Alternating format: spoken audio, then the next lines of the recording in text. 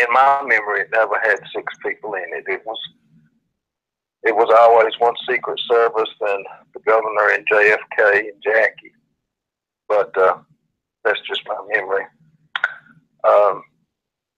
For y'all interested in the Mandela effect, like I say, there's no better channel than Brian's to find out about it, in my opinion. And you can, if you want to YouTube, go to YouTube. You can just Google channel search Brian McFarlane, and YouTube channel search and put Brian McFarlane in, and his will be the first YouTube channel that pops up. There'll be a little blue circle with a man running toward the cross, and that's his signature logo. So when you see that, you can be assured that you're on Brian's channel. Okay, Paul. Hey, yep, I'm back. Yep. I've got my dad here with me on the line. Okay. Hey, how are you, sir? Hey, how are you, Paul? I heard so much about you. Well, I Okay, hope you heard something good along with the rest of it. Oh, well, yeah. Mr. McFarlane, I believe we are probably about the same age, and I was telling the listeners when Brian was hooking his connections up here that I believe you said you were in the 8th grade when JFK died, and I was in the 7th grade. I think you said you were at the gym at the time. But yes, I do remember a similar thing of the teachers coming in and, you know, telling us the news and the 4 days before he was buried. And the thing that sits most in my mind, as it does a lot of Americans' mind, is JFK Jr. saluting the flag on the coffin as it you know, came in front of him. There was I believe a horse-drawn kind of carriage type thing with the coffin on it. Memory serves me correct. Is that what you remember? Yes, as far as let me tell you what I can remember. As I say, yes, I was in the gym that day. I was in the 8th grade, and they made the announcement that he had been shot along with the governor of Texas. And what came to my mind that day was I thought the country was being taken over. And another thing too, okay, then they finally came out that the president had died that day, and I was in English class that day, and I remember the English teacher, she broke down and cried, and the next thing she did, she read a poem from Walt Whitman. I think it was my captain, and that was about the death of Lincoln. It was a poem. It was at the time of when Lincoln was killed and his death. So that's I can remember.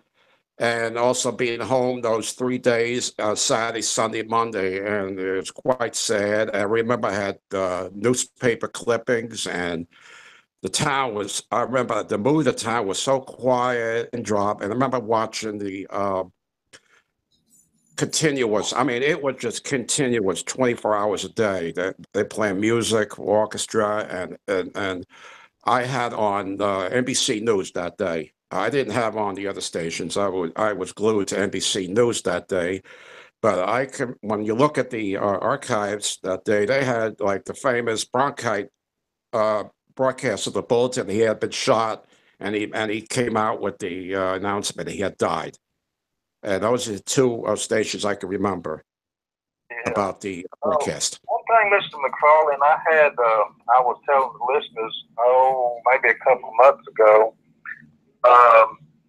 2 YouTubers on, Brandon and Rick, and they were talking about this very topic, and some of the things they pointed out. You know, there's the controversy about the car being a 4-seater or 6-seater. When the plane came in to Dallas, Jackie and JFK got into a convertible 4-seater Lincoln Continental, and there's some of those pictures there. Okay. Was we were getting those mixed up, but I definitely remember in my mind on the route that it being a four-seater. That's what I remember in my mind, and certainly there was a lot of coverage of that when we were still kids. Yes, well, okay. When the Kennedys arrived in Dallas at the Love Field, when they got into the limousine, there's pictures shown in the book, 4 Days, where President Kennedy and his wife, Jackie, were sitting in the back, and in front of them was the governor and his wife, the Connollys, and they were either sitting in a jump seat or whatever they were sitting in. They had no backing at it. And then they showed Secret Service supposedly driving the car. Right, but this was before they ever got that. This was once they got off the plane, right? Before they were transferred to the car with the Connollys, which is the assumption that some people take. So they're saying there's two different cars. Right. Pictures of the first car that got Jackie and Kennedy from the plane. Right. And then took him to the second limousine, which was the stretch limousine with the jump seat. Now, like I say, I remember the same thing that you remember in the footage on the parade of the four-seater, not the six. And something else, too, you did mention the good gracious, Johnson connection. There were a couple of things in my several years of doing conspiracy theories. There were two sets of prints. First thing, there was two sets of prints found in the sniper's nest. Oswald's and a hitman who was known to have worked for Johnson. That was never brought out, to my knowledge, in the Warren Commission. The other thing was that there was reports from several people, and you can tell me if this is right or wrong. I've heard it from several sources that when Johnson's limo made the curve going down Daly Plaza, he hit the floor before the first shot was fired. Right. That is the case. Case closed, as far as his involvement. And I have heard... Let me interject for a second. I was listening to the radio broadcast, not the TV broadcast, but the actual, I think it was ABC radio, and they came out with the bulletins on the first shooting, reports of the shooting. And when they were on their way to Parkland Hospital, there were reports going around that LBJ had been hit. And there was suppose they said he was in the hospital holding his hand. No, yeah, that was from witnesses. And you made a real good point, too, in your previous presentation. There's like 50 witnesses who either supposedly killed themselves, suicide, died under mysterious circumstances. And have you heard this one? And this one, to me, has validity. Officer Tippett. Now, Officer Tippett was seen in the neighborhood he was shot by a neighbor who was never, to my knowledge, interviewed by the FBI. And she said there were two men. She heard a shot and went out and saw two men, one going one way, one going the other way, and Officer Tippett was down. Neither one of them fit the description of Oswald. Now, here's the fact. Go ahead. He, they said, was a dead ringer for a younger Kennedy. And I heard that. And when Kennedy was seen in the coffin, Jackie and Bobby both said, "That's not John." So it was speculated that Tippett was killed to give the shot from behind evidence, after he left Dallas. And Kennedy's, like you said, may have actually been alive and taken off somewhere else. Have you ever heard that? Okay, I believe so. Okay, let me comment on that. There was some years ago, somebody was on a late night talk show. I don't know if it was Johnny Carson or so-and-so, came out with this report Now, people think it's a wild story that JFK never actually died, that he survived the bullet wound to the head. He became a human vegetable. And also they said that someone witness said they saw JFK escorted on a plane to the Greek islands. One of the Greek islands was owned by a tycoon. And guess what his name was? Aristotle Onassis. Who did Jackie marry? Aristotle Onassis.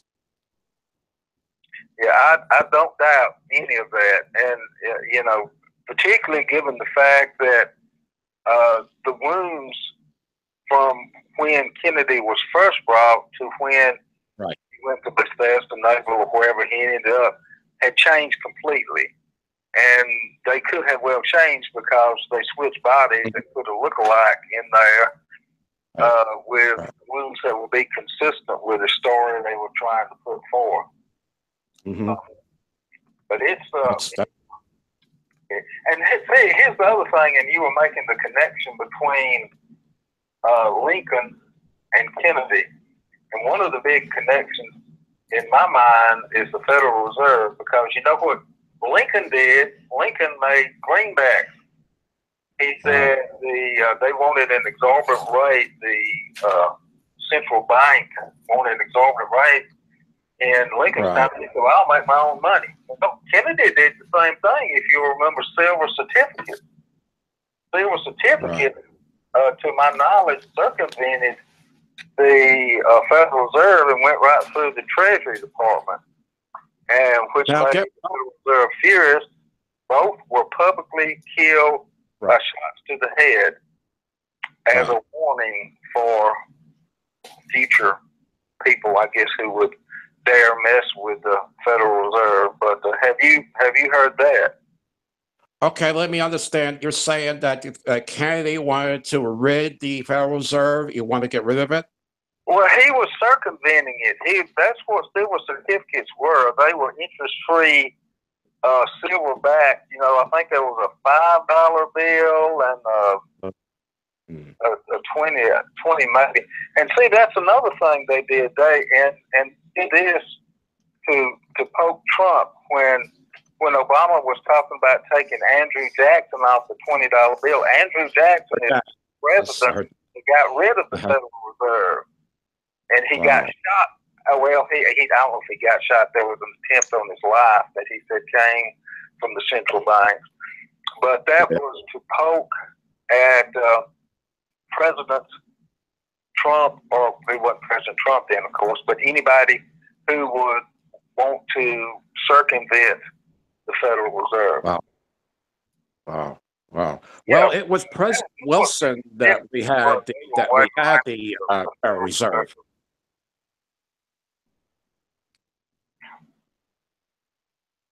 I wanted to talk to you, Dad, about those shots, the gunshots, and you too, Paul. How many gunshots were there, and were there different people involved? Because we watched that movie Parkland, which was the documentary, and it seemed like there was more than one person at hand here, more than one hand, more than one cook. Yeah, without a doubt. In fact, there's been some, and I'm sure your dad has seen it too. Some footage that has come up, and it shows a kill shot right to the front forehead. I mean, you know, the whole idea of the magic bullet that suddenly appeared on the stretcher and was actually had not even been fired. It had no rifling. It was not deformed any. I mean, the whole thing was crazy. And like your dad pointed out with Ruby that shot Oswald, he's a guy dying with cancer that made a deal with the mob and worked for the mob. And I'm sure, you know, they said, look, you're going to die anyway. We're going to set your loved ones up. Do this favor for us. And, you know, what he had to lose in his mind. Mm-hmm. But yeah, don't you think, Mr. McFarland, that there was, I think there was probably as many as 4 or 5 people involved. Okay, he wasn't very long. According to the Warren Commission, they said that the first shot hit Kennedy in the back of his neck, and if you see the Zapruder, he supposedly grabbed his throat, and it was supposedly and that bullet supposedly when it also entered Governor Connolly's rib cage or arm or something, and he was seriously wounded there. And the third shot supposedly fatally killed Kennedy in the head. And nobody, to my knowledge, has been able to get off that many shots with the weapon Oswald supposedly used in that amount of time, and certainly not with any accuracy. That was not an accurate weapon. It's and something else interesting about this. Y'all were talking about JFK Jr., which that was. I'm pretty sure from the shows I've done and the people I've talked to, there was an explosion scene at Hattie Bumport. You know, he would always fly. He was literally. This is JFK Jr. Hey, I'm getting off the subject, but I'm going to get back to it. He was literally 5 minutes away and called in his approach. Now, when he didn't come in, several things would happen. There would be a low altitude alarm that would have gone off. Even if he lost power, he could have effectively glided, pretty much to the airport. But an explosion was seen from the mainland, from Hattie Bumport or whatever it is, where he had turned to make his approach in. And pilots I've talked to say, well, he was not experienced flying at night. It was a moonlit night, 15 miles visibility. To fly, he was working on a different classifications where he could basically fly blind, but the vision was so good there he could have flown with his regular license and no problem. But he had gotten there with his wife and I think somebody else, and then they waited for somebody else for like 45 minutes. And supposedly they were waiting for the instructor who had been flying with them. Now, prior to this, JFK Jr. had hurt his foot. It was in a cast. And his wife didn't want him to fly. And he said, well, don't worry about it. His friend said, because the instructor's going to be with me. Now, after it didn't come in, the family starts calling. They call, and they don't do anything. Nothing is done. Literally, John's brother, he died. Y'all help me out. It was his uncle, the one who was the big senator, and he had to deal with the car and the lake. Help me out. Ted Kennedy. Ted, yeah. Ted ends up calling Clinton about 2 o'clock in the morning. Clinton calls, naval, whatever, and says basically, you get something going or you're not going to have a job in the morning. And rather than going where they knew he last was, they start searching literally like 100 or more miles away in a circular pattern. Of course, by the time they find the plane, the log is gone. It's missing the seat, which makes me think maybe Diver got that unstrapped the guy who was the instructor, because supposedly he's never been seen again. But I'm going to tie this in now. Okay, in Dallas, Chief of CIA, head of CIA was who? George H. Bush. Okay. H.W. Bush, that's correct. He was head of the CIA. Yeah, he was head of the CIA, wasn't he? When he was seen in Dallas, okay, W was missing from the campaign trail when JFK Jr. was killed and his family. And here's the whole thing about JFK Jr. It was speculated that he was going to run for Senate, but he told his definitely. He was going to run for president. Definitely had aspirations. He had aspirations. In my mind, H. Bush was made by killing John. W. Bush was made by killing JFK Jr. Now, that's the way I see it. Oh, yeah. Yeah, you know, the family, Kennedy family, it just one history of tragedies, one after another. I mean, you know. Oh, yeah. It's just. And it's about Ted, too. And I have heard this, and I have sympathy for the man, even though his morals kind of escaped me. They said that Secretary was found in the lake and the car and all this stuff. That Ted was on a yacht about half lit, and people who watched him, a Secret Service man came up, whispered something in his ear, and he turned white as a ghost. I think there's a good possibility that Ted was set up and was never involved in that crash, and he was killed politically. And they probably said, if you died, you will not be killed politically, you will be killed in actuality. And I think it's a good possibility that he was taken out that way. Just because they said, you know, you can stay in the Senate, but you're never going to be president. Here's why. Here's what we did. It doesn't surprise me at all. It doesn't surprise me at all what has happened, you know? Oh, yeah. Yeah. And that's another thing I wanted to talk to you about, Mr. McFarland and Brian. And this is something that's very troubling to me. And I actually had made a little recording that for some reason didn't record, and the internet down at the station. And I was going to play a little clip from Monty Python. I don't know if you remember their little skit they did about smart sheep and Harold. Did you ever see that?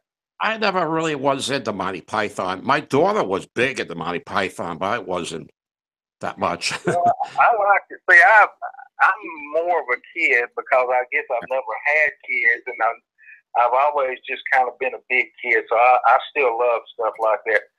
But the essence is that there's a smart sheep named Harold, and he has figured out what happens in actuality to sheep.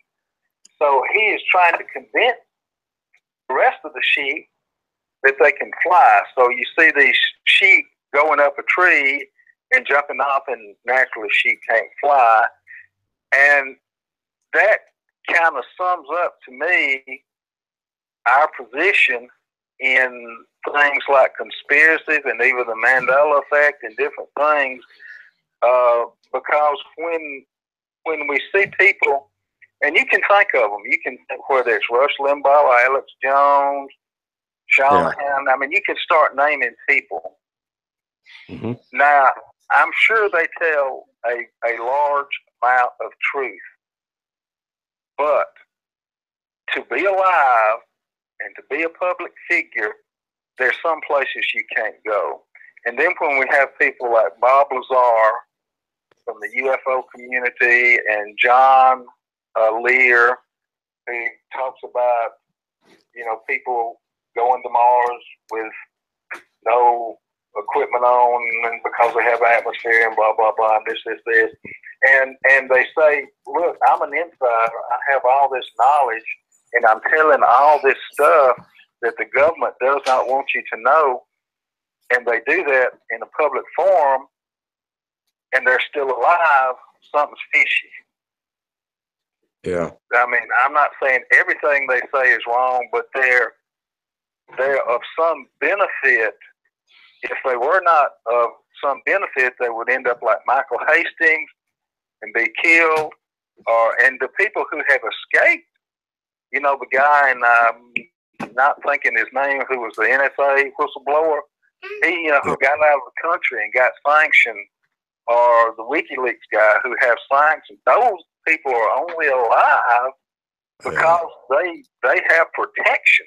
But for me or you or Brian to get out here and say something that is of danger to the elitist or Illuminati or whatever you want to call it, we're not going to be alive.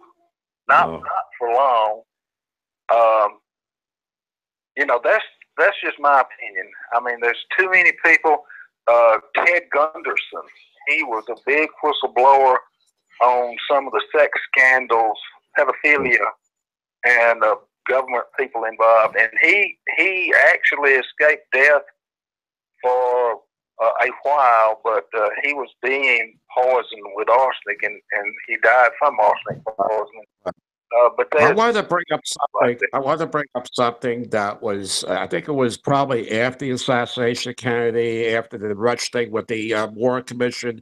You heard? Okay, there was down in New Orleans. There was a district attorney named Jim Carrison, and he supposedly had this theory that there were other people involved with the Kennedy assassination. And there were a lot of people who had connection. Most of them either disappeared or they committed suicide or just died some death. Now, what I wanted to bring up was there was a famous New York reporter. She worked for the Herald Tribune, I think, Journal America. Her name was Dorothy Kilgallen. Dorothy Kilgallen was a panelist on a TV show called What's My Line? And she was supposedly checking into the Kennedy assassination, and she died mysteriously. Yeah, and it's a whole thing that, to me, like I say, they'll take somebody like an Alex Jones, who I'm not saying anything about Alex Jones. I know a lot of people love Alex Jones. Yeah. But there's a line he won't cross because he wants to stay alive. Yeah, one thing. Yeah, I'm sorry to interrupt. One thing about Alex Jones, people thought he was crazy years ago when he came out with all these things. Now it's all coming to be truth now. All these things that were going on with the Clintons, right? And who's the expert on the Clintons right now? Do we know? Yes, I know somebody. Yeah, Brian. Yes, Brian. I think if you could get this guy on your show, it would be awesome. His name is Larry Nichols. Larry Nichols worked with the Clinton. Calling about Larry Nichols. Sorry to interrupt. I've heard him on Alex Jones and heard it. He's killed a lot of people, and he'll tell you. And it's I'm just, you know what I'm saying? He's not a saint. And he may be telling the truth, but I don't know. I don't know. The water is awful muddy. Now there's the Clinton Chronicles, and there's a lot of I remember that. That have been associated with the Clintons. There's a lot of information out there. Yep, a lot of people that died from suicides, or like the case of Vince Foster. Vince Foster supposed to be the family of Hillary. Yeah, that was great. Yeah, I mean, not great in a good way, but there were so many things like his death was actually reported before he was found, and from the White House. Yeah. He said he had killed himself in the car, but he was found, at the park on some kind of statue of a cannon or something, and had no grass stains on his feet. It obviously had been carried there, and it's just one thing after another with him. It was,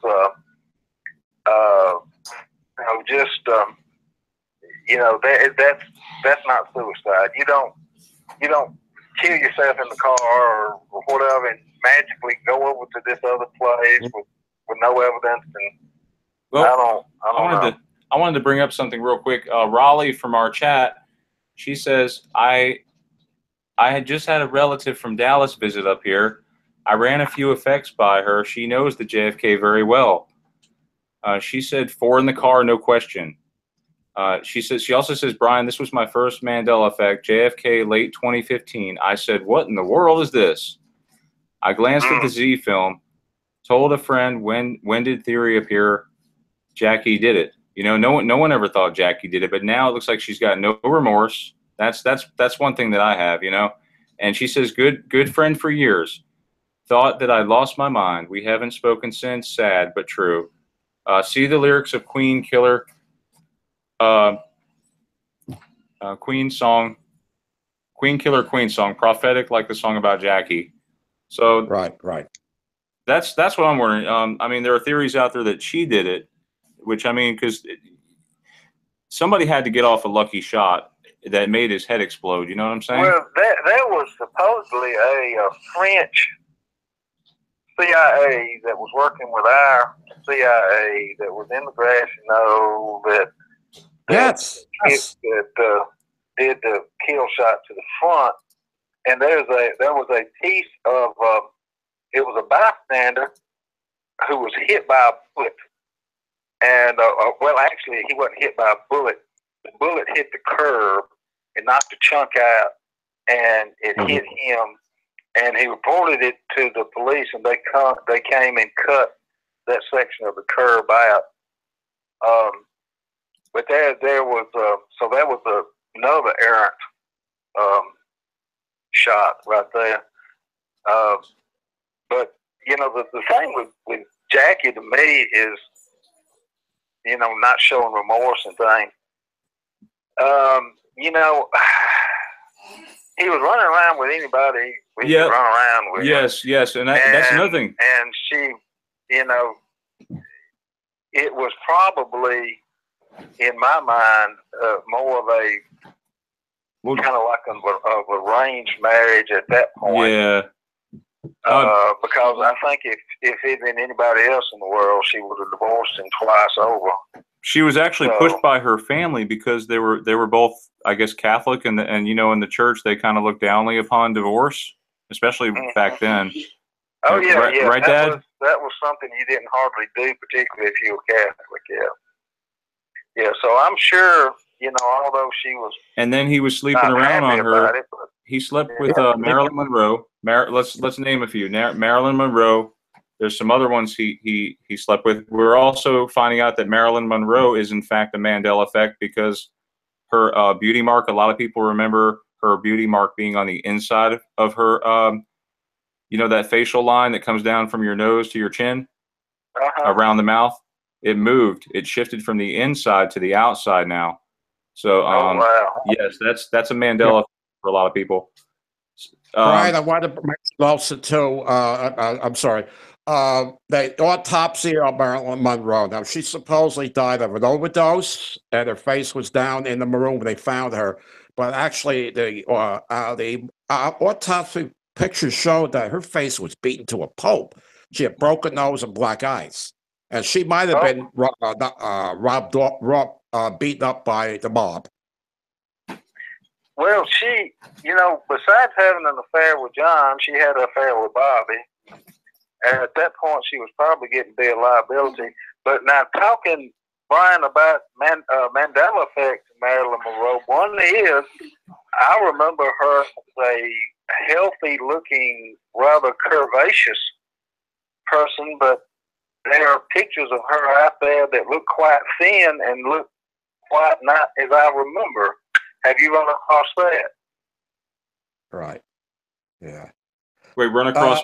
I'm sorry. Well, I remember Marilyn Monroe as a very curvaceous, healthy sized lady.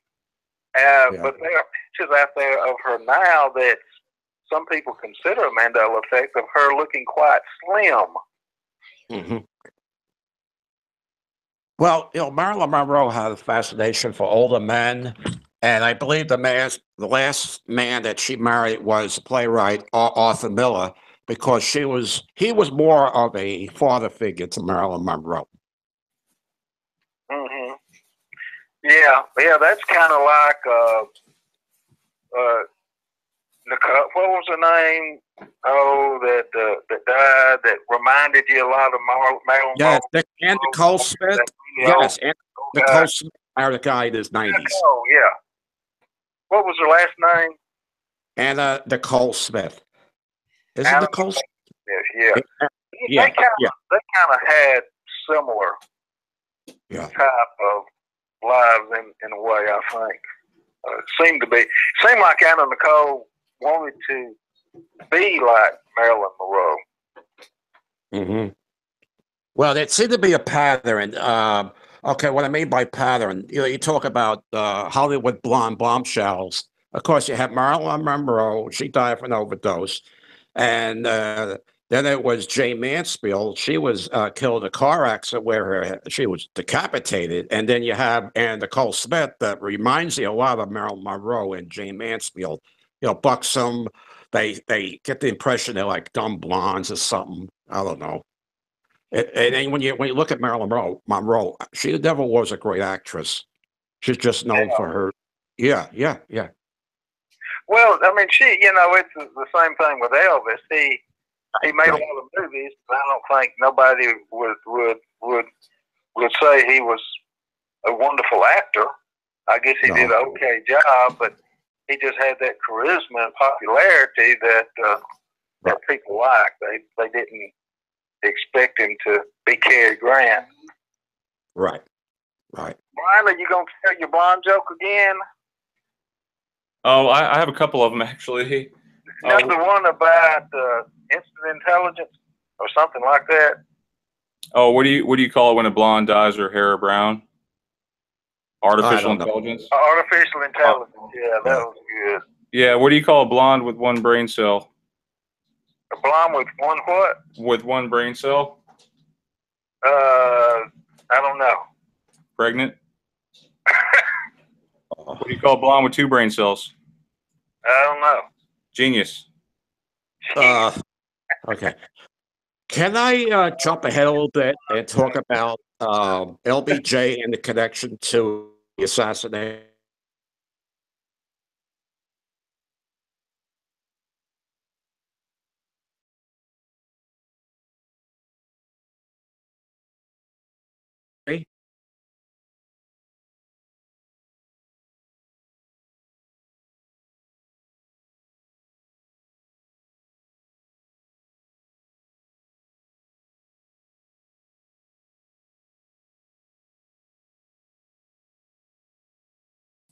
What I wanted last night. I think it would be better if he writes to me, and there was a furious argument. So even then, Lyndon was trying to shield Connolly from what I would speculate he knew was coming. He was what? He was trying to get Connolly out of the limo with Kennedy in his limo, and he was trying to put whoever was in the limo with with Lyndon. He was trying to get that person in with Kennedy because he didn't like that person. So I guess he felt if anybody's going to get shot, it's not going to be from Texas. It's going to be this other person who was, I think, a senator or somebody that he didn't particularly like. Well, do you know that JFK was going to drop LBJ from the ticket for the 1964 election because it looked like Goldwater was going to get the nomination for the Republicans. So Kennedy had, I think, rumor was going around that Kennedy was going to drop LBJ from the 64 ticket, and that must have really infuriated LBJ. Well, the other thing from an economic standpoint, Lady Bird had tons of money tied up in Bell helicopters. So they didn't want Vietnam to end. And that was one thing that Kennedy was supposedly looking at. His generals had told him, we need to get out of this while we can. And it would have just tanked the Huey, which was, the Bell helicopter company. And she would have lost a lot of money. So there's another economic reason for the military-industrial complex and its friends that were friends with Lyndon and Lady Bird to keep the war going. I don't think the war was ever really designed to end. It was not designed to win and not designed to end. It was an economic thing for the military-industrial complex. And that's what Eisenhower warned about, the industrial complex, when in his farewell speech. Yes. The famous speech of Kennedy talking about the secret organization that seeks to rule by deception and coercion. Yeah, very famous speech he did. That, that was shortly before his death. I can't remember the exact time frame, but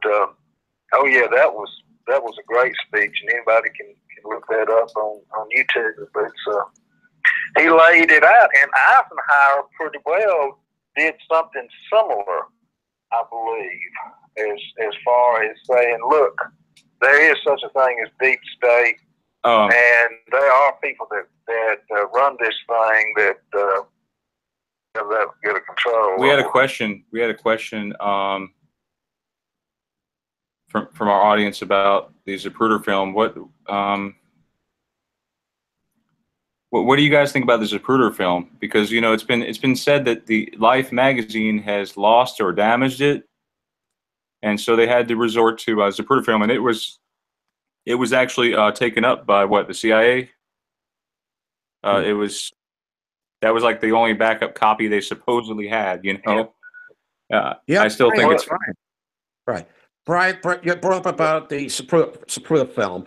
Life magazine. We just talked about it last week. The Life magazine. They had a special edition on the assassination of Kennedy. Now they show the picture in Life magazine. The limo was a two-seater, and the back seat of the car was the bouquet of flowers that was left in the back of the seater. And after Kennedy was lifted out and taken to the emergency hospital. And I don't see, when you look at the picture, it shows a four-seater. You don't see any jump seats in the middle of it. That was shocking. I saw that. Yeah, and too, like Mr. McFarland said, that film, I'm sure, has been heavily altered. But there were several. I mean, you think about the people out there, and this is just about the time when you had some of the little home movie things that you could take. There were films out there. Like I said, there's one that got on YouTube. It's probably off now for a little while, that showed a clean headshot, and it's probably off now and didn't stay long. But the whole thing with the car and everything, when I first saw the picture of the stretch limo, and it's a pretty good stretch, that funky looking back seat with that blood splatter that I had never ever seen before, it just struck me the same way that the Ford logo struck me, the same way that the VW logo struck me, that the Coca-Cola, you go down the list. It just, I'm kind of a car guy. I like cars. And that long car-looking deal. See, one of the theories was that the Secret Service guy who was driving shot him. But if you got a petition there and it's blocked off, that would have never ever even been a possibility. It just, the whole thing is bizarre. Right. Yeah. Okay. I want to bring up about the fake LBJ photos that was aboard Air Force One. I came across a website. My wife and I found it last night. Okay, it's called the WW Peace. Yeah, PIE Peace of Mindful, peaceofmindful.com. And according to that, wait a minute, it's peaceofmind.com. And it comes across fake LBJ photos taken right after the swearing in. And the photos were showing after he got sworn in. They show Jackie, LBJ, Lady Berg, and a congressman named Albert Thomas. And they're all smiling and smirking. So where is the grief-stricken Jackie there? She did not. There was no remorse. I know we had discussion that during the 4 days from the shooting until the funeral, where was the remorse? You know, when you look at, there was a lot of Hollywood movies showed where Jackie was grief-stricken during the shooting, but I remember, I don't recall her ever showing remorse. Well, I do recall her crawling over the trunk, getting away from the action. But now, in that picture, Mr. McFarland, did not Jackie still have some kind of blood stain on her dress? I mean, this was just literally, he had to be sworn in. Yeah, on the lower part of her dress and her stockings showed supposedly blood. Yeah. Yeah. Well, now I'm wondering. That's a good thing you brought up, because if JFK was hit in the head, it would have been blood splattered all over her top of her blouse and all over her face, and even on her gloves, white gloves she wore that day. And all you see, I mean, to me, he got hit. She had done made it to the trunk. She had climbed over, headed toward the service secret station in the back. So the still shot me, the front shot,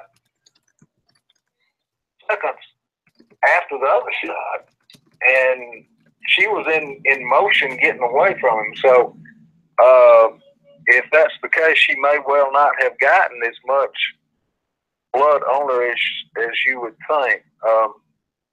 But I don't know. I like I say, I'm trying to remember where she was in the picture. I think when in the video I saw, when he was hit, obviously from the front, she had already made it up over the back seat and was headed over the trunk to get away from the fire.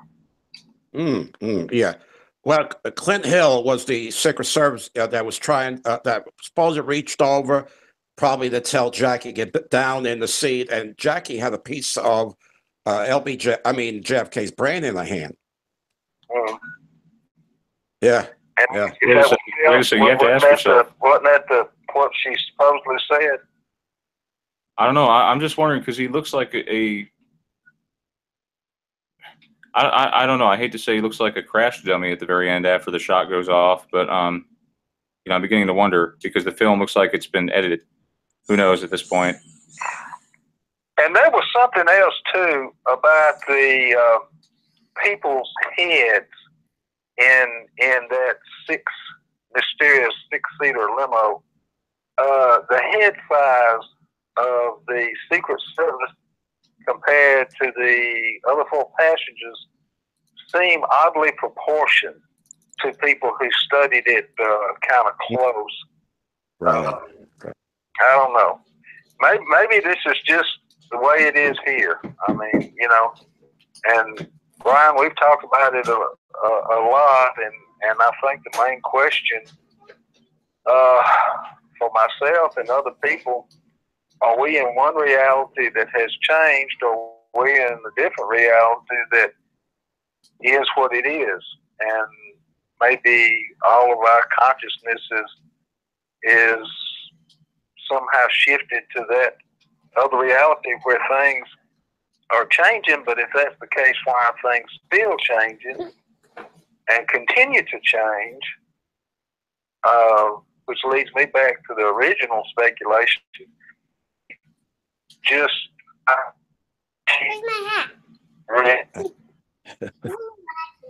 is change and changing. Yeah.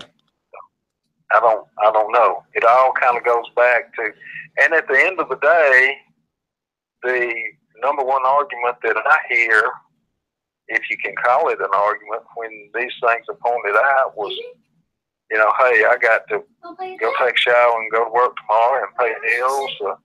So what does it matter? Well, it matters if you want to know the truth. And I think certainly, like your dad is pointing out these conspiracies, I do believe in the old adage that the truth can set you free. We just hadn't got there yet. Yeah. Well, you look at today, that now the JFK assassination is gone now. Everybody that was involved, even the Warren Commission, they're all deceased now. So there's nobody left. Even the Jim Garrison attorney from New Orleans, he's long gone too. So there's nobody alive today to really say anything about the assassination. So it just goes on, and it is the most talked about conspiracy theory of all time. Hey, Mr. McFarland, did you ever hear of the USS Liberty during the 6 Days War? It was a reconnaissance, more or less a spy ship, and it was in wherever where the 6 Days War in that Gulf or region, and LBJ was president, and they're there to collect information, and suddenly they get attacked by Israel. This is from the survivors who basically sworn to secrecy under penalty of death. But as they aged and got closer to their own death, many have come out and actually told facts that were corroborated by other groups. But basically, they were attacked by Israeli fighters. I think they were Israeli gunboats. They had their array of transmitters for some reason was down, but one of them was still working, and they got a signal off to a U.S. carrier, and the carrier sent some fighters to intercept, and they were about halfway to the ship and contacted the White House, and according to the guy that was in there, an aide to LBJ, when he got the call, he said, "Send them back. I want that blankety-blank ship at the bottom of the ocean." Oh. So they went back. Oh. And the only thing that saved the USS Liberty from going to the bottom of the ocean was a Russian submarine came up, and they realized that they had been caught. But the plan was supposedly during the 6-day wars to blame this on Egypt. Right. I was just about to bring that up. War. The whole globalist agenda. Oh, yeah. Oh, yeah. Well, the 6-day war ended with Israel as on top. And I think that brought about the ouster of Nasser of Egypt. I don't know if that's true or not. I don't know. And looking at that association between the Mossad,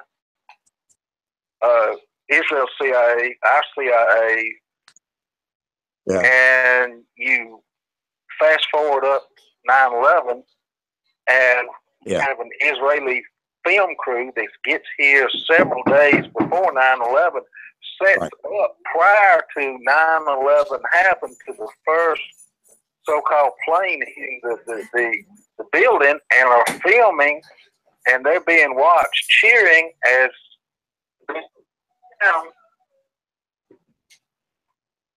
for about a week because I reported it, but we work for the Israeli government, but the Mossad and CIA.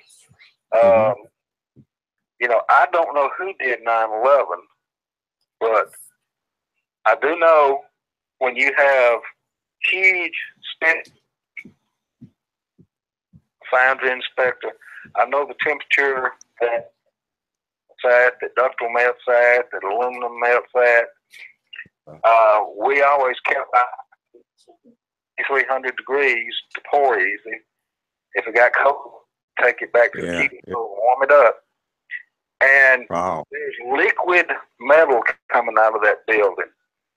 And They blamed it on a fire from jet fuel, which is nothing more than kerosene, that cannot get below 1,200 degrees hotter. You never saw anything but yellow flames. That's 1,200 degrees.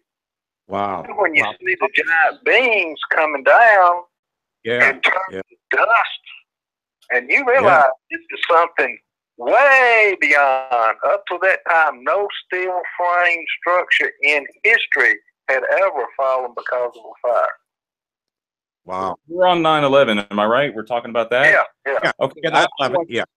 Can I say something? I saw Back to the Future 2, and a lot of people don't know this, but if you watch the movie, you know that part where in her old age she pulls down that screen and you see like an outdoor scene in Back to the Future 2. Do you guys remember that? I'm trying to remember what. It was the part where his dad, now an old man, he is actually hanging upside down. He's the only one that's hanging upside down. He's like floating on a glider. You know what I'm saying? Yeah. You remember that? I think I remember it. Yes, and his mother pulls down the screen, and when she does, there's an outdoor scene with 2 pine trees.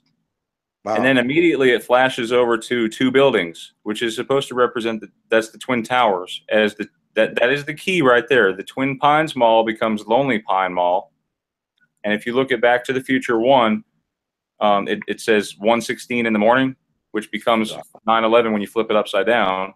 We're seeing programming here. It's been predicted for quite some time, the 9/11 incident. Wow. I forgot something. Hold on, Dad. Hold on. Yeah, go ahead. Go ahead. Well, it didn't. A lot of people think the 9/11 was the first attack. It had an attack back in the 90s, and what the FBI basically said is enough people weren't killed, but it was a bomb that was sent off, and the bad thing about that, or not bad, I guess it's interesting. I don't guess it's really bad if you're going for a false flag to rally people behind whatever cause you want, just like Pearl Harbor. But anyway, there was an insider who worked for the CIA or FBI, one of the alphabet, groups. And he was saying, look, they're building a bomb. They're building a real bomb. Do you want me to stop it? I said, it's okay. It's okay with them. And he lied. Yeah, I heard that before. All his conversations with Sirius. So when all this came out, it kept him from being charged. But they absolutely knew that there was going to be a bomb there, what it was capable of doing. And there were people killed, but it in no way endangered the structural integrity of the building. They had to do a lot of planning on that. And if you'll Google Dr. Judy Woods or go to I don't know if she's got a website or nothing, but she goes into this whole idea of a particle weapon being used, which I didn't used to believe that. I thought it was just basically bombs and detonation. But when you see large steel structures go from being solid to turning to literally to dust, to collapse down.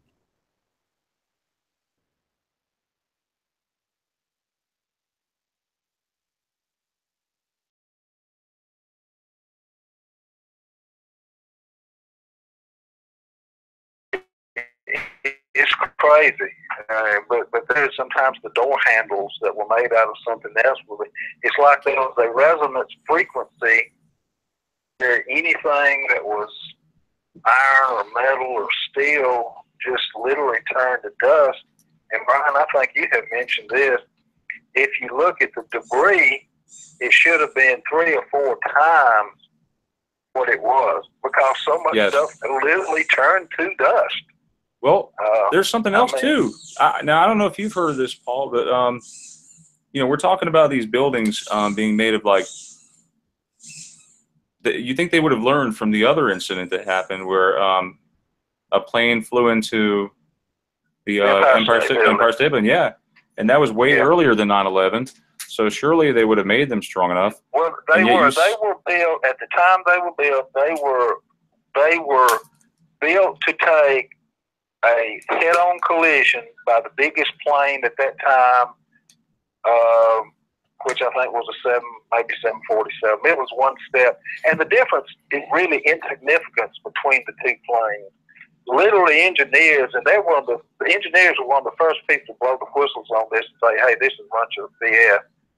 Literally, it's that plane hitting that building would be like a BB going through a screen door. The screen is still intact, the way it was constructed. And then you had Building 7 that wasn't even hit implode. Building 6, now Building 6 or Building 5, all the buildings pretty well demolished.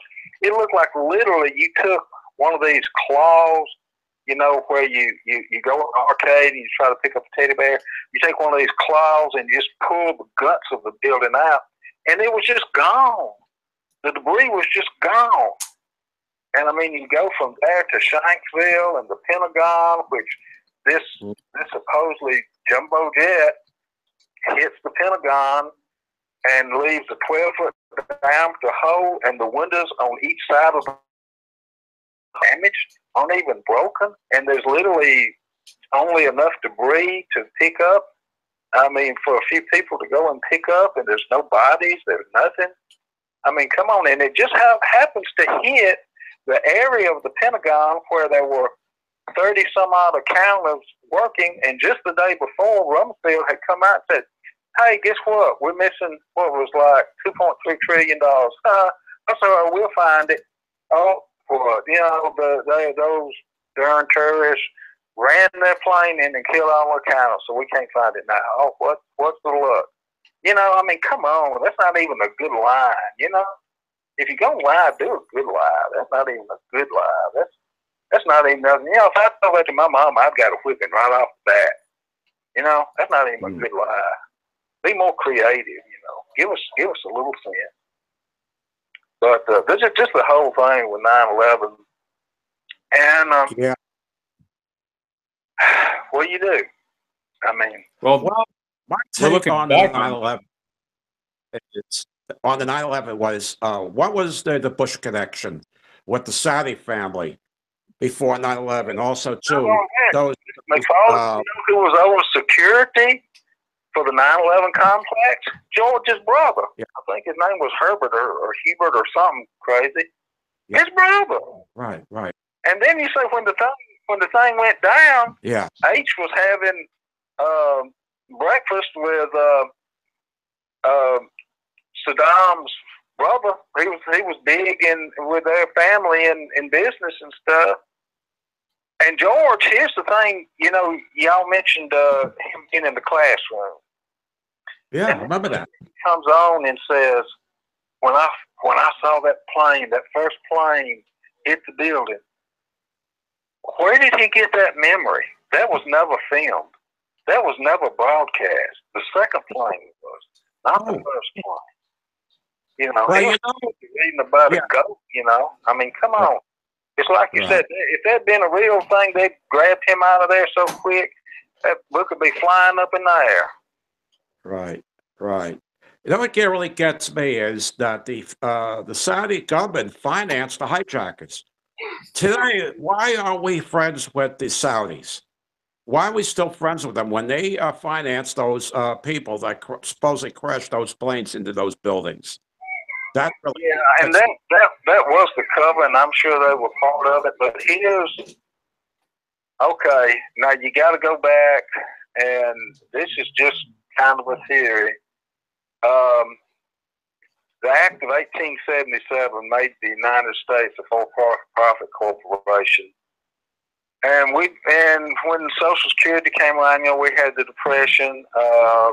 We got these Luciferian,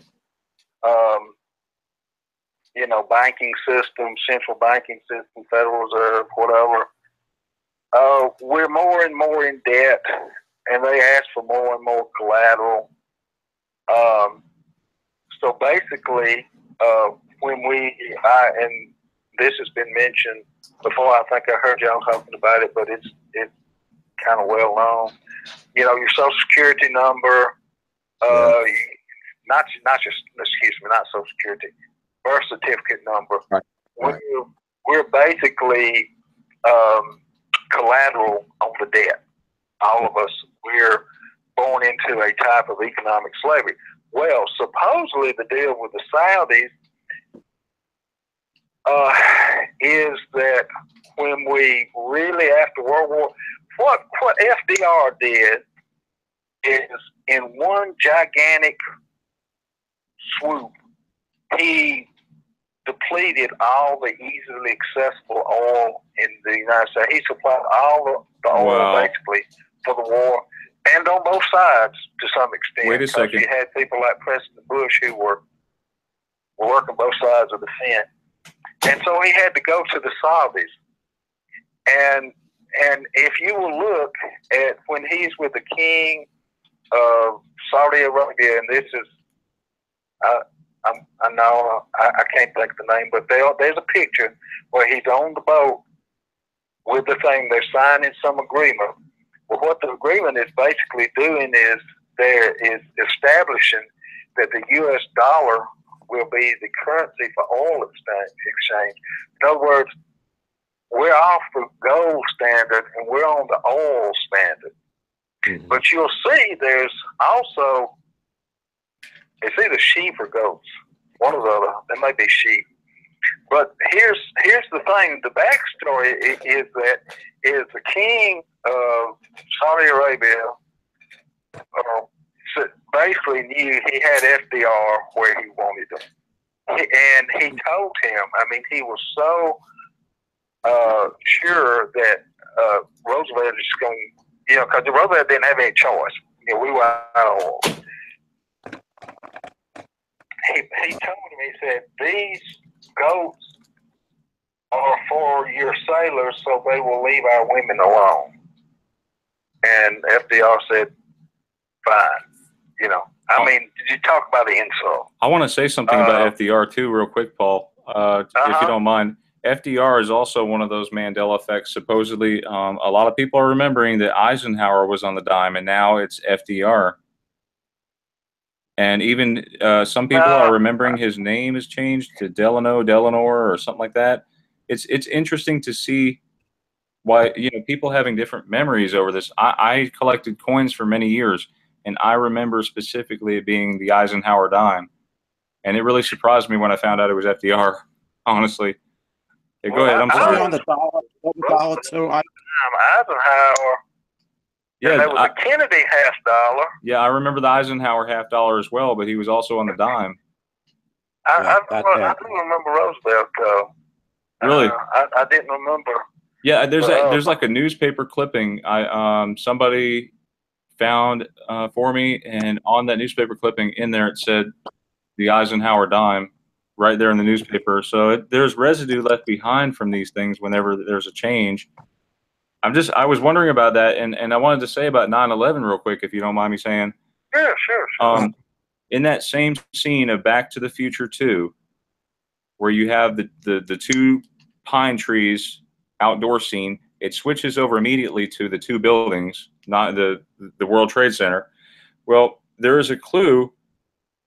Dad is hanging upside down. If you rotate the film 180 degrees, if you turn it upside down, you'll see when you play it, the buildings look like they're coming down.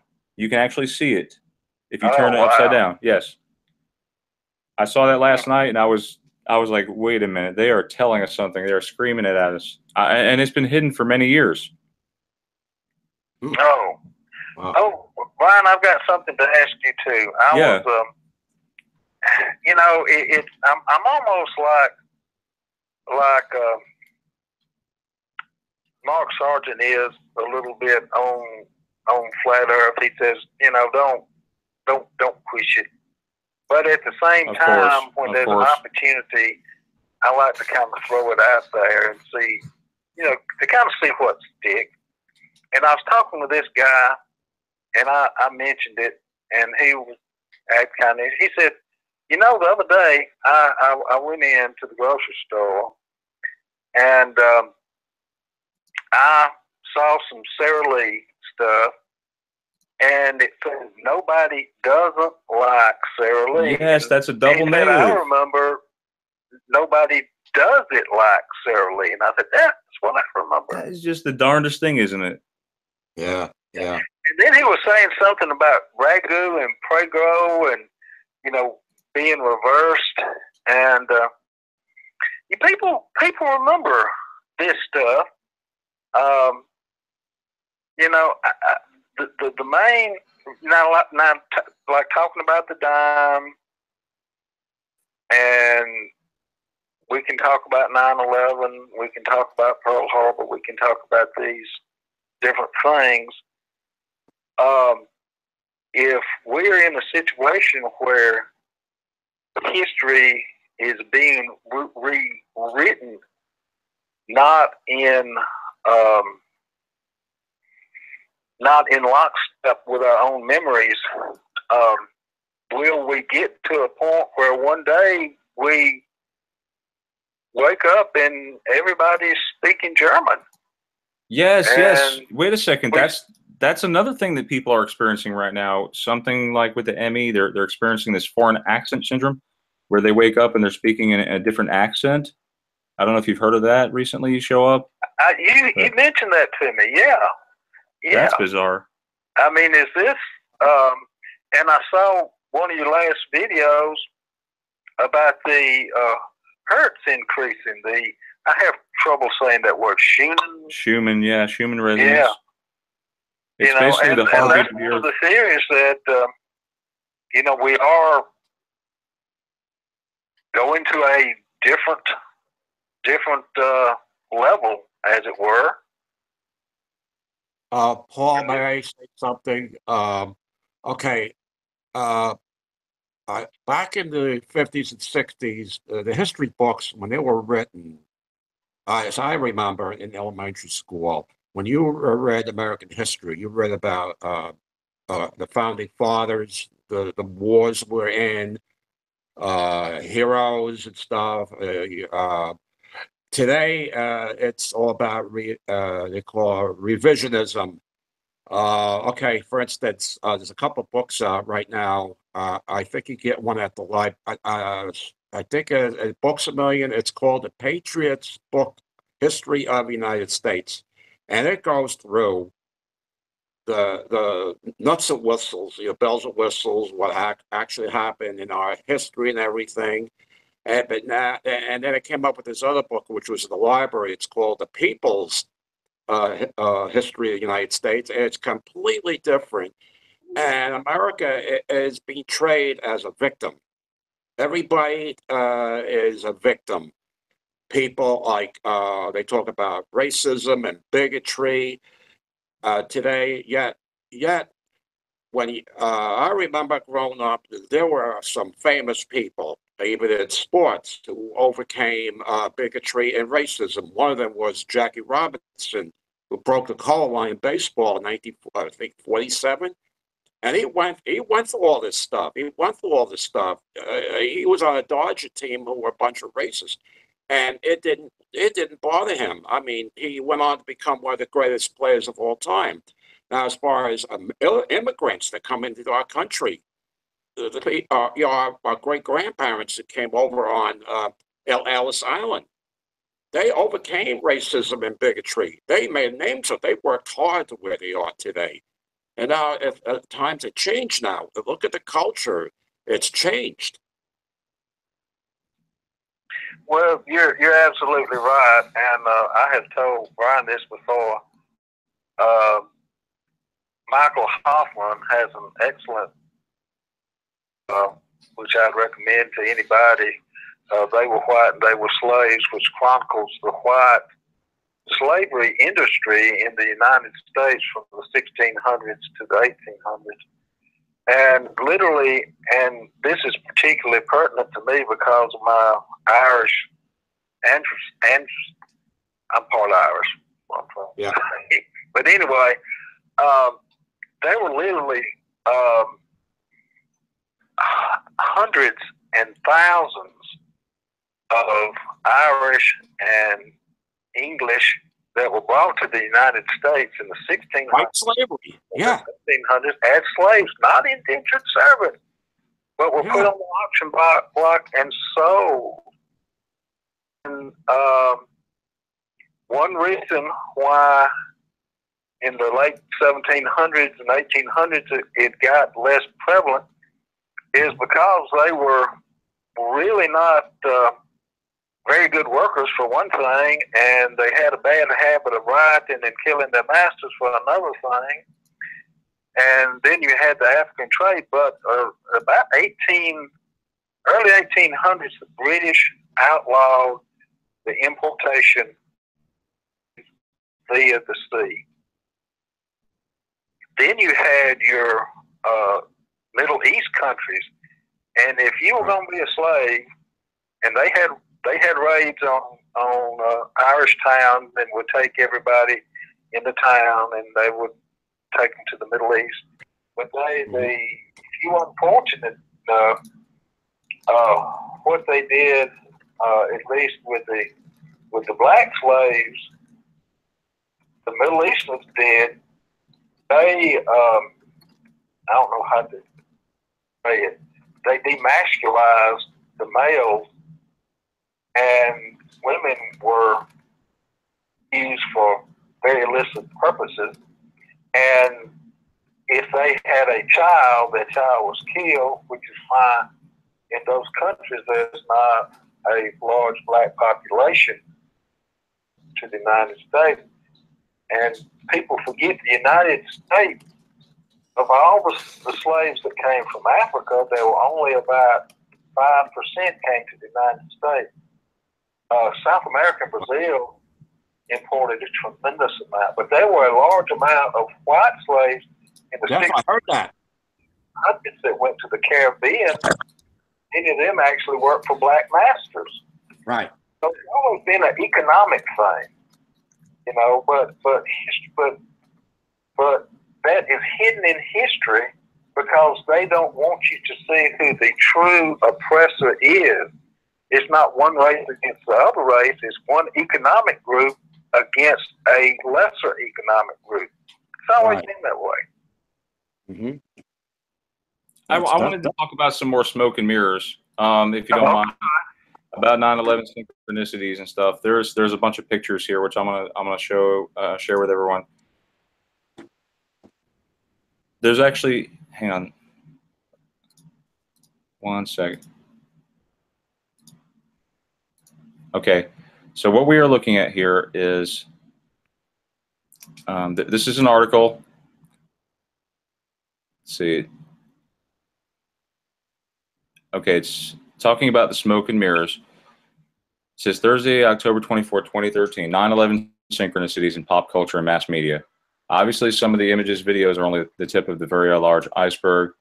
Below are just it's a coincidence or possibly result from bad timing. It's so hard to believe, right? So you look at this newspaper advertisement. The mountain comes to Manhattan, right? There's the picture of the two buildings in this newspaper, and you see the airplane flying close by them. And then right here is underlined. It says, deeply concerned. This is Allied Pilots, I guess associates, who speaks for 3,500 commercial pilots. It says here, is deeply concerned over the safety problems arising out of traffic congestion in this area.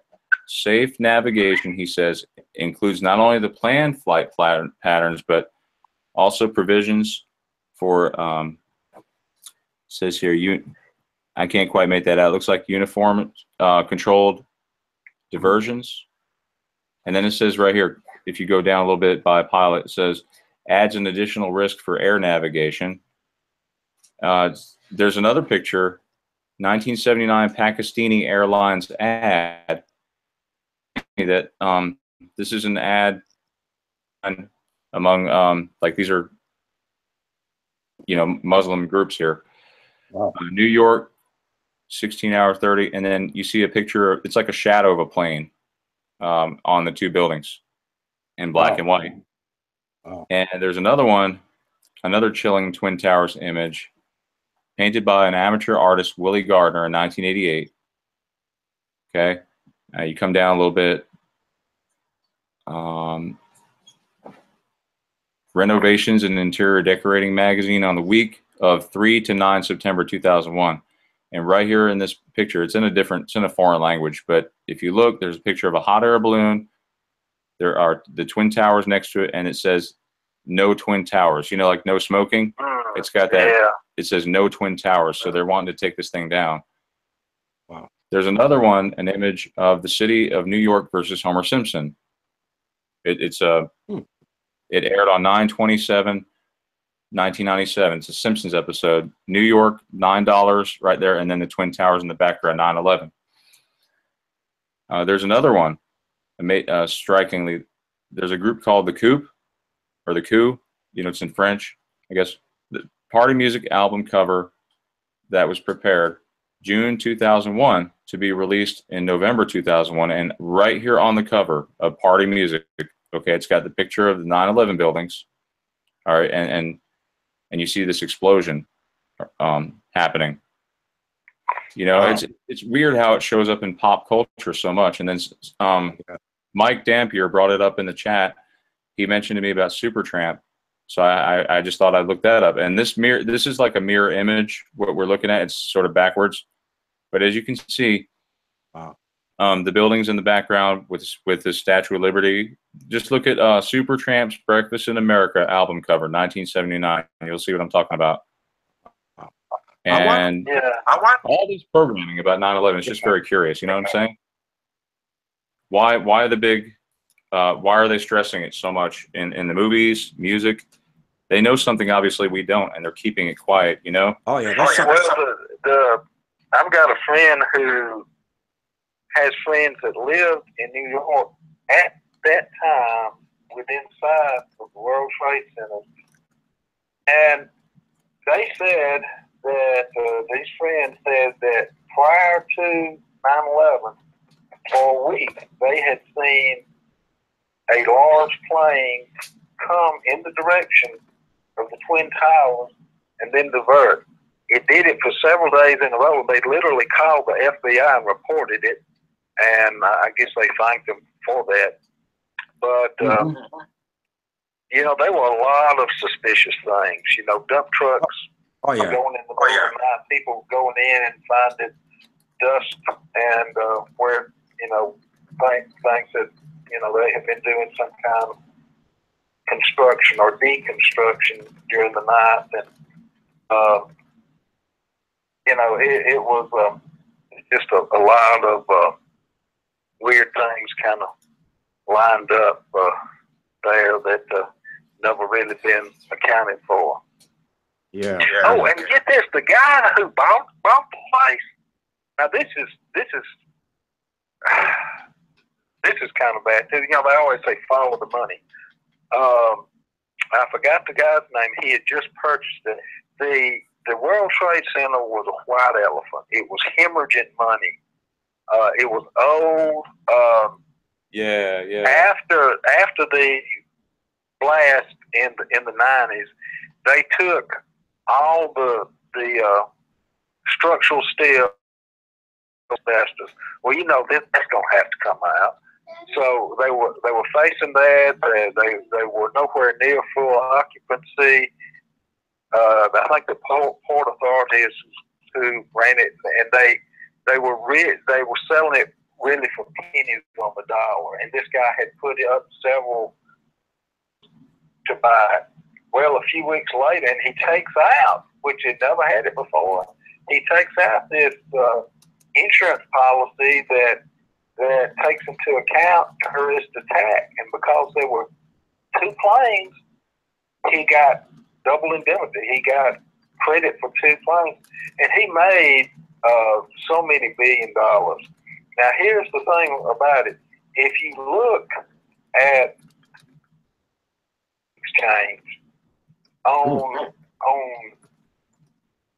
businesses that had a connection with the World Trade Center, there were a group of people that were selling. And, you know, those people made billions and billions of dollars. Because they obviously knew something was going on, and they were buying and selling the right things at the right time because of this knowledge they had of what was coming down the hill. And that's never been addressed either. I mean, and you think, who was the lady that was always cooking stuff, and Martha Stewart gets, you know, in jail for insider trading, and then you have all this insider trade prior to 9/11, which tells you it's conspiracy and planned event, and nobody said anything. Okay, I want to bring up something. Okay, okay, Oklahoma City bombing at the Mirror Building, and right after the explosion, there were ATM DEA agents seen at the site, scurrying around to remove materials from the building after the explosion, possibly firearms or something. Do you know anything about that? No, I guess the only interesting thing about the Oklahoma City that I know about is during World War II, the Filipino Muslims were on the Japanese side, and the order was basically given down to the U.S. military to anybody old enough to hold a gun, man, woman, or child, take them out. And supposedly we slaughtered like 3 million people. We'd wipe out an entire village and leave enough people to dig a big grave, and they would throw dead family members and whatnot in the grave, and then we would kill them and bulldoze that over. The guy who was partners with Terry Nichols' wife came from that environment. She was a Filipino Muslim, and that was part of the reason, but it was probably an orchestrated thing. You know, I mean, to me, there were probably something similar to Oswald kind of set up as a patsy. Right. You know, well, you know, they arrested McVeigh and this guy Nichols. Now they show on a photograph. I don't know. The other guy that left the scene that day was a Middle Eastern. What's your take on that? You know, I really, I'll be honest, I don't know. I'm, you know, I don't really know what you know, we know with 9/11 what the end goal was. Right. You know, if we go over and we take care of certain Middle Eastern countries, we're helping Saudi Arabia, we're helping Israel, we're helping ourselves. Right. And we have a justifiable reason to do it. But with Oklahoma City, right, I don't actually recall what the motive, other than, you know, what was purported to be the motive, would be. Was there something else going on? Was there a false flag to that? But do you remember that day or the days ahead after the Oklahoma? Who did Clinton blame the bombing on? Talk radio. He blamed Rush Limbaugh and a whole bunch of people for the bombing of the building in Oklahoma City. Oh, I didn't. Oh, Rush. Okay, I didn't know that. I had that. Oh, me. Well, that's you gotta have somebody to blame it on. Maybe, and there's, you know, there was really a orchestrated effort to get rid of talk radio, and it was going along pretty good until the internet came up, and then they said, "The heck with talk radio, we got to continue with the internet now." And I know at least one person who has said something probably he didn't need to say on his channel and got a visit from the FBI. But it could have been taken as a threat, I guess, but he didn't get arrested, thankfully. But,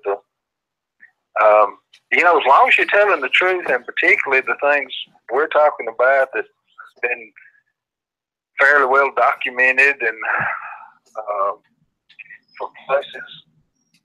But if I knew something that you know, if I was talking to a doctor friend of mine whose best friend is a theoretical nuclear physicist, string theory, and we were having this type of discussion, and I said, well, you know, you have kind of limited audience, and maybe you won't be seen.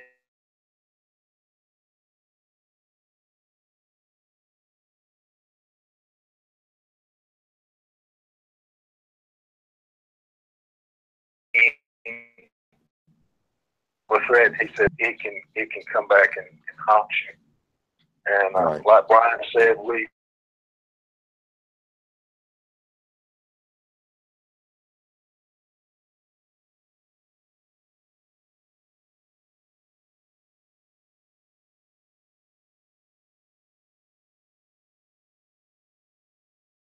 I listen to any of John Lear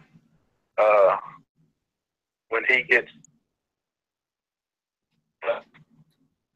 all these conspiracy things, and man, if all that were true, they'd want to shut you up.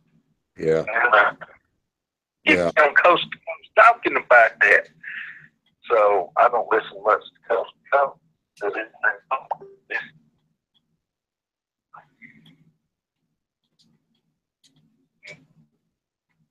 Long way of saying it.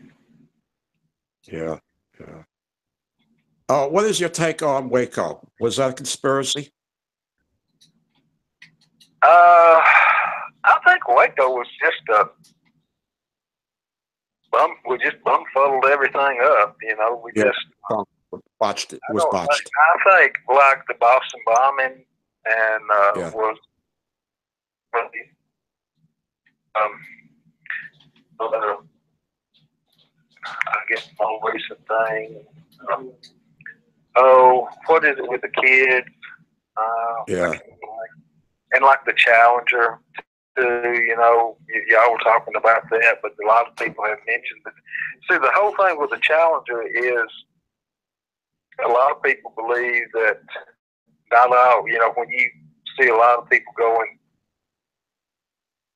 up, as it were, at a 20-degree angle in the Challenger, or that there will be somebody in there and they may go to a low orbit, but you know, you don't have a spaceship full of people, and a lot of people believe that there's no functioning space station there. I don't know. I have a whole big problem, and I know we want to talk a little bit about the lunar stuff, but you know, the Kubrick that did 2001: Space Odyssey, it's pretty well. Yeah, Kubrick. Huh? Stanley Kubrick. And, yeah. But you know, that the whole thing was faked, and that he had a large hand in faking it, and he revealed that in The Shining with having Danny wearing the Apollo 11 handmade sweater 11 years after the fact. Danny stands up in one scene, walks to room 237, which in the original book, it was room 217, changed to 237 to represent, at least in people's mind, 237,000 miles to the moon, which was supposed to be the distance to the moon. And he turns the handle, and he's in a room where everything is fake. And the room says room N-O, and which you can flip those letters around and come up with moon room. Yeah. And there's a lot of instances, and there's a little documentary called, I think, Room 237. 237. Room 237. Yeah. Oh, wow. Yeah, it's interesting. You brought up The Shining. Okay, I read the book years ago, written by Stephen King. It was probably the scariest book I ever read. And when Stanley Kubrick got his claws on that movie, he destroyed the whole purpose of the whole movie. Don't get me wrong. I love Jack Nicholson. He played a part great, but the whole movie was botched up. And Stephen King was very ticked off at Stanley Kubrick. He was furious. He was furious. In one scene, you know, in the original, I'm maybe getting my colors wrong. The original Volkswagen in the book King, was it red or yellow? I don't remember now. I don't remember now. Whatever color it was, changed in the movie. But as they're going up to the end, there's a wreck, and what is wrecked is a truck. And there's a smash. Yes, yeah, I saw that. Yeah, color of the VW that was in the book, which was his way of saying, "I am destroying your vehicle."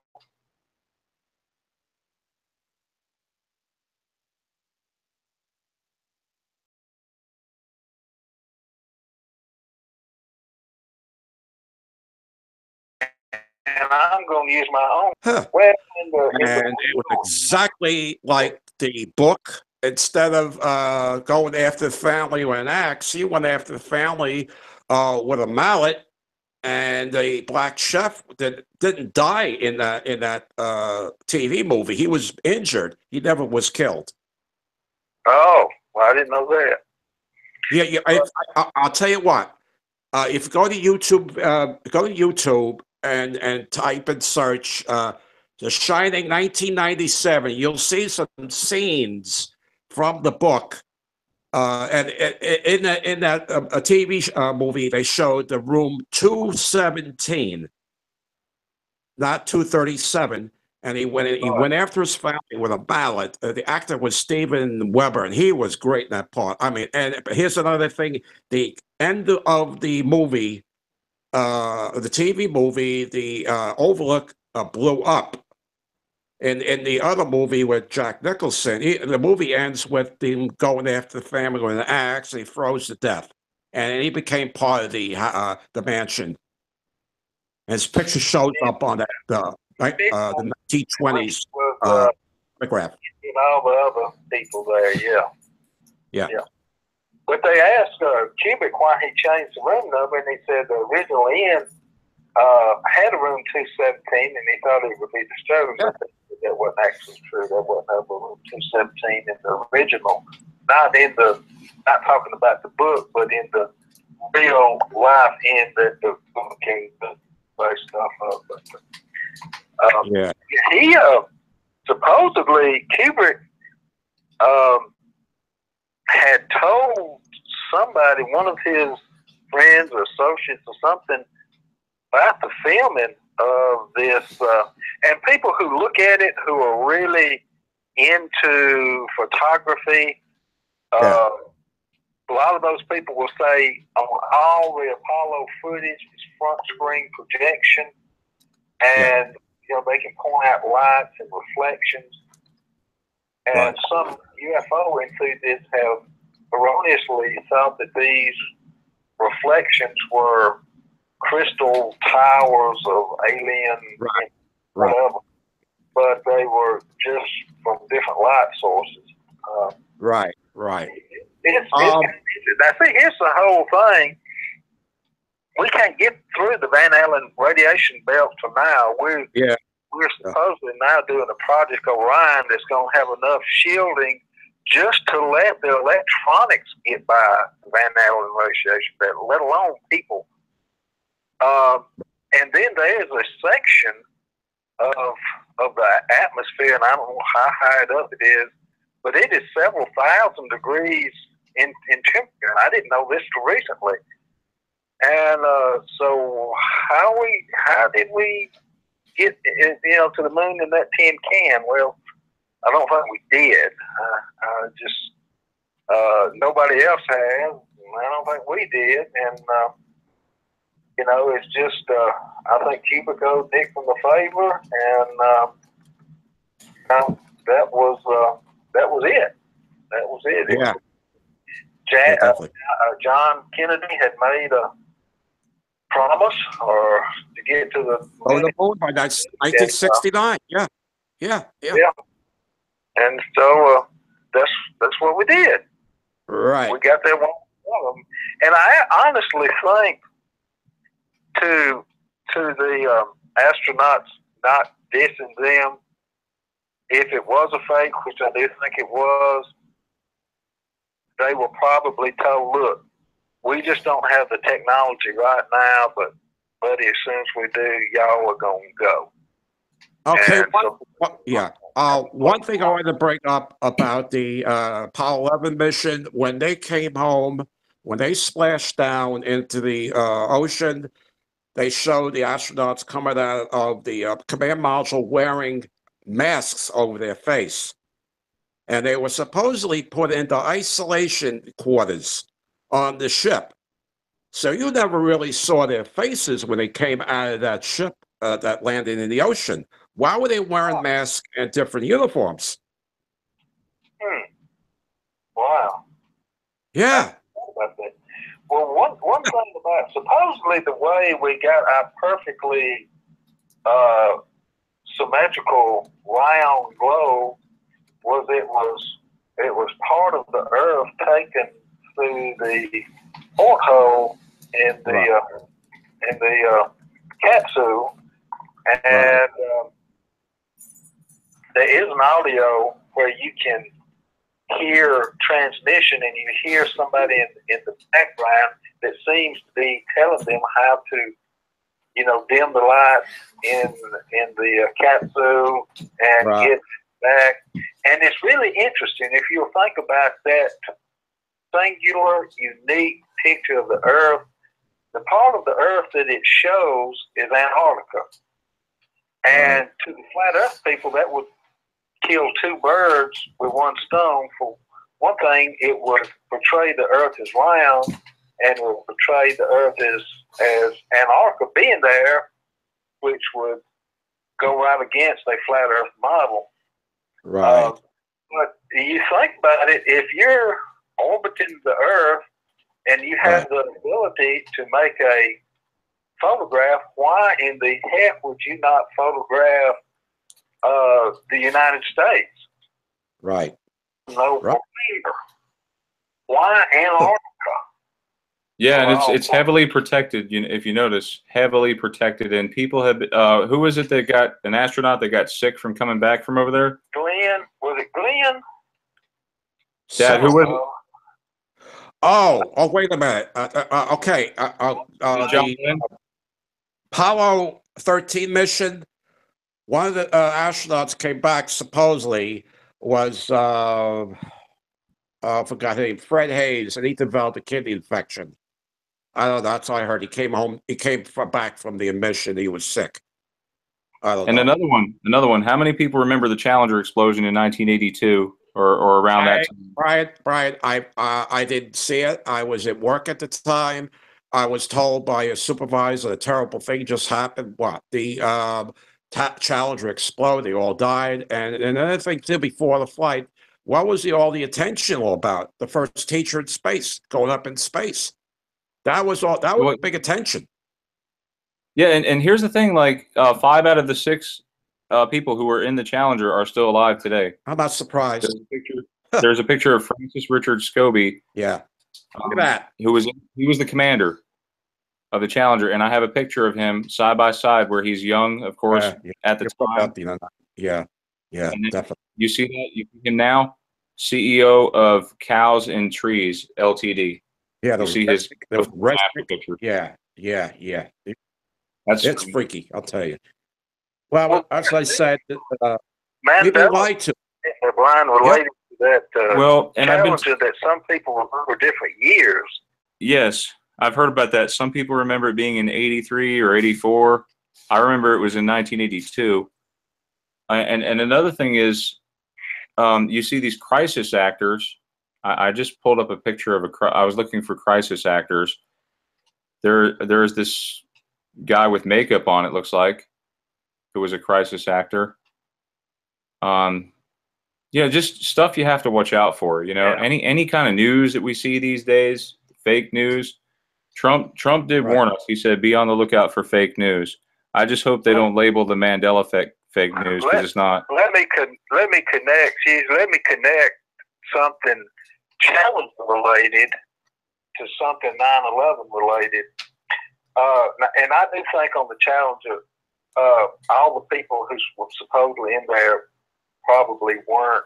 It was probably a couple of texts, and coming back, I do think they were deaf.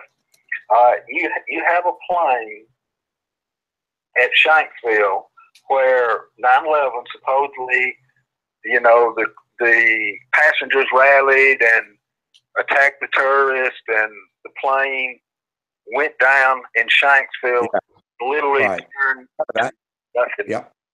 There was nothing found. Now, I didn't see any survivors. Miles an hour. Now compare that to the Challenger, which is coming in at several thousand miles an hour and explodes, and they literally find thousands and thousands of pieces of debris scattered out over miles, including supposedly human body parts. So what I'm saying is, you have a jumbo jet compared to the Challenger. You're finding thousands and thousands of pieces on the Challenger, and find basically nothing at Shanksville. Something ain't right.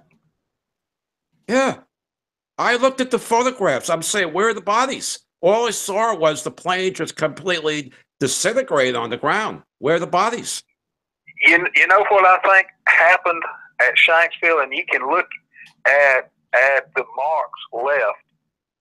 I think it was 2 cruise missiles going at about a 20-degree angle across from each other to give the appearance of something hitting, you know, with a wingspan. There was no debris, no luggage, none of the things you'd normally see. I mean, there's tons of things that when you look at any other crash site, you see debris scattered everywhere. And some people say, really, it was going so fast it buried itself in. Oh, come on now. Right. Listen, Paul, I have to bring up one thing quickly. Back in the late 90s, there was an explosion, TWA 800 that crashed over Long Island. That's supposed to explode in the air. And there was a theory going around that plane was hit by a missile.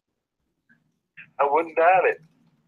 And Mr. McFarland, here's something that'll line up with what was missing Malaysian Flight 370. And Brian, you know where it was missing on one of the Mandela globes that shows to the west of Australia, this mysterious large island that some people remember, which I don't, but some people do.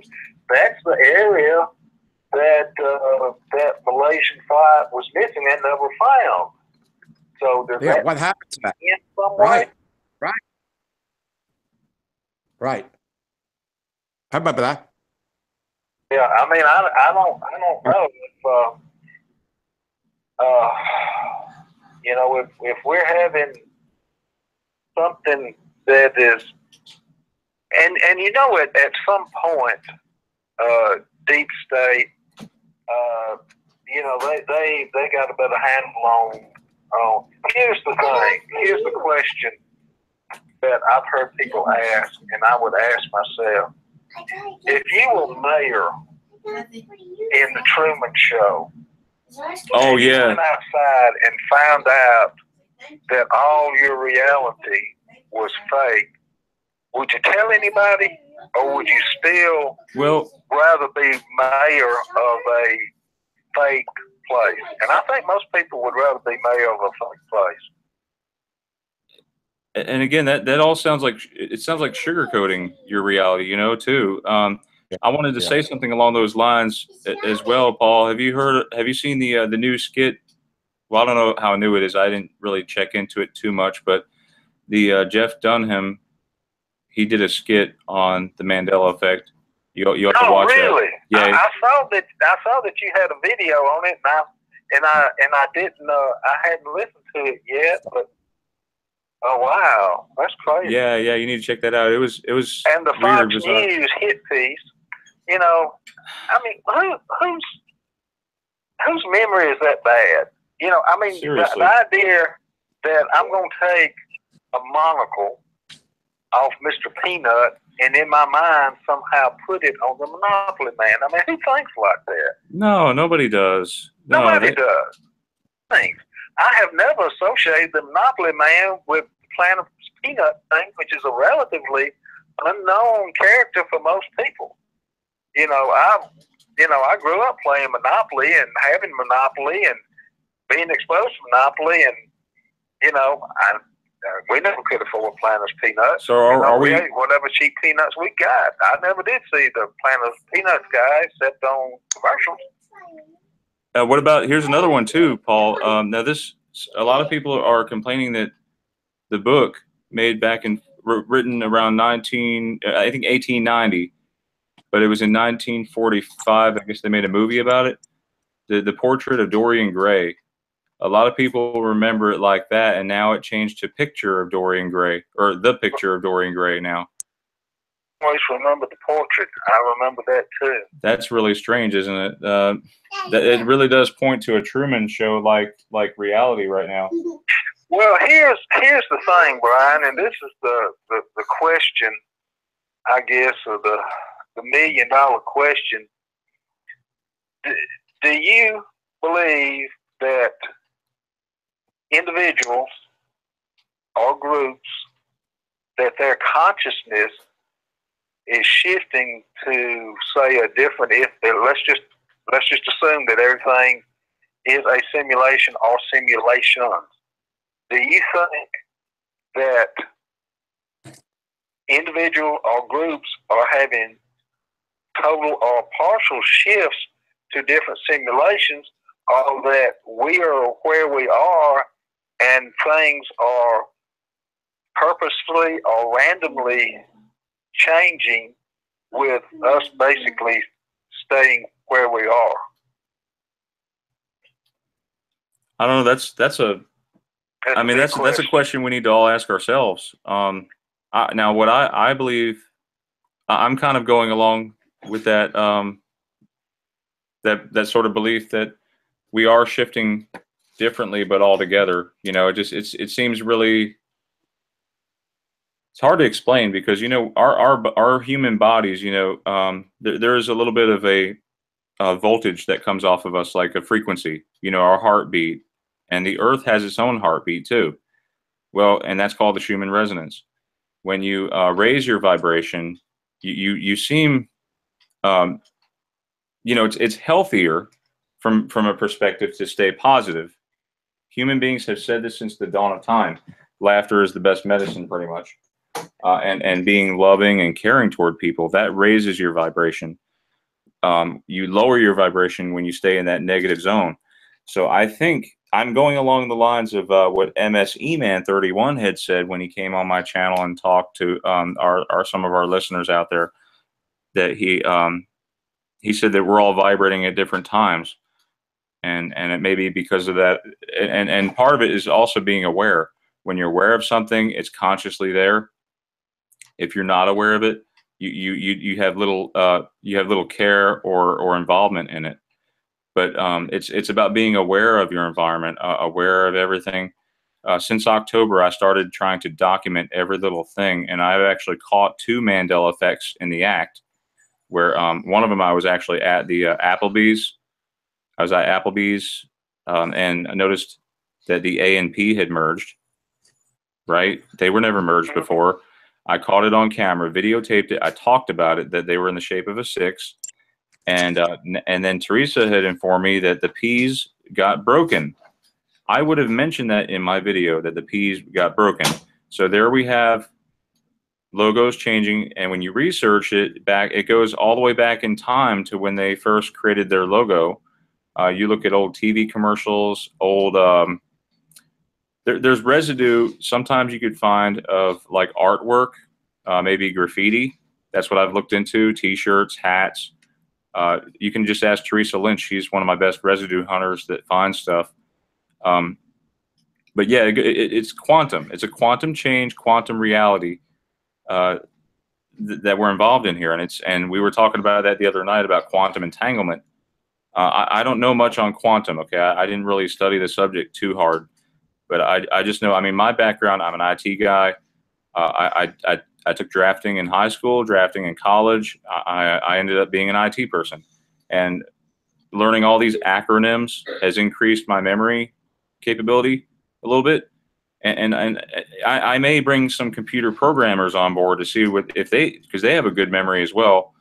And of course, doctors. If I can get doctors to come on board, that would be great, because they memorize things on day in, day out. There's another ME that dealing, and I don't mean to go too far off subject here because we're coming to a close, but omeprazole. I remember sounding it out. Now it's omeprazole without the N. Ambisol with AMBESOL is now An with an N. Ambisol. How do you? I'm like you.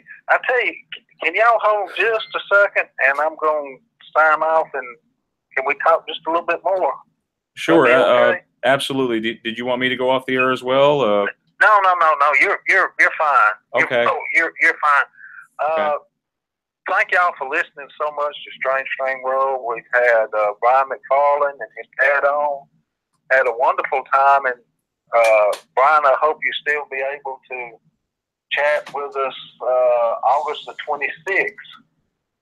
I think we had planned that. Is that going to be something we can do? August 26th. Yeah. I believe so. I'll have to get with you on that. That should be fine. Yeah. Well, if we can, we want to get back in and get a little heavy in the Mandela stuff, catch up with what Brian's been doing with that. But again, I thank y'all for listening in, and I'm going to turn over to the main channel, and Lord willing, I will see you here again next Saturday. Okay, and we're off. Okay. Great. Yeah, I have been thinking and thinking about that, Brian. And you have people like Bluebeard that says he's jumping from one reality to another reality. But then you said something that really rang a chord with me about a dual memory, about remember something both ways. So I'm thinking, is there a possibility that if there are different simulations, and our consciously, we have a consciousness 1 and consciousness 2, that at some point, some midpoint, we can get some of that consciousness and experience merged in with our consciousness and experience, and actually have two distinct memories of the same thing that are different. Yes, and being aware of it, how could so many people misremember it? You know what I'm saying? Like, it's just, it's mind-boggling. Well, the whole thing, too, with Australia and that island, I definitely don't remember it, but there are people who definitely do. So, I mean, we may be dealing with several simulations that, because of what's going on maybe with this resonance that we're talking about, are less stable and less distinct from each other, and maybe in some form merging, which is why we're having JFK over to where we are now.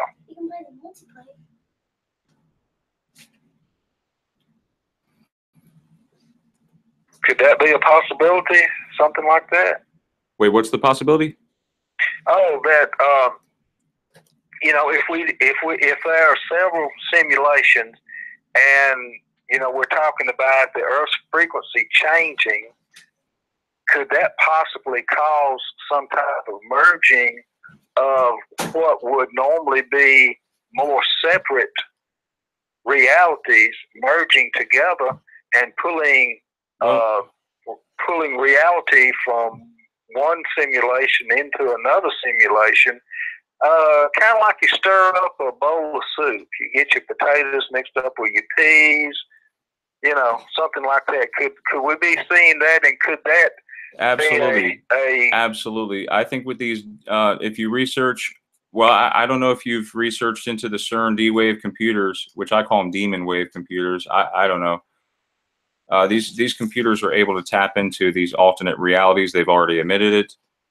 I think they probably aren't shifting us intentionally. I don't know. It's really tough to say if they're doing it intentionally. We're seeing is, like you said, yeah, we're sort of becoming this family, this melting pot of different realities together. And I think it's really interesting and amazing because it does pose different perspectives of the same thing. So it's almost like those like, you know, those 3D optical illusions where you see something that was hidden but it wasn't there before, or you see like the old witch and the beautiful young blonde-haired woman with the hat. So, and I saw another one recently about like a cowboy or a dragonfly like falling down or something like that. So there's just different things. You know, optical illusions do show us a different side of our perspectives. So I think it's really interesting and amazing. I'm glad to be here for the ride. You know what I'm saying, brother? Yeah, and the whole thing with the frequency is really interesting because, you know, you get back to old theories like Jung's theory of a spectrum reality based on the, you know, just the little narrow part of reality that we're able to perceive because that's how our brain works and everything works in that range. And now, if the range is changing, is, you know, are we going to have different realities pulled in, or we're going to have well, and here again, like you know how we thought there was, well, you know, it's strange that CERN just pops up out of nowhere. I remember hearing about the Hadron Collider, never had heard of CERN, and all of a sudden we have CERN that was made in 1957. That's when they were basically built. And then 1989, you have the creation of the internet, and guess who runs the internet? CERN. They created it, and it's all www is actually 666 in Hebrew.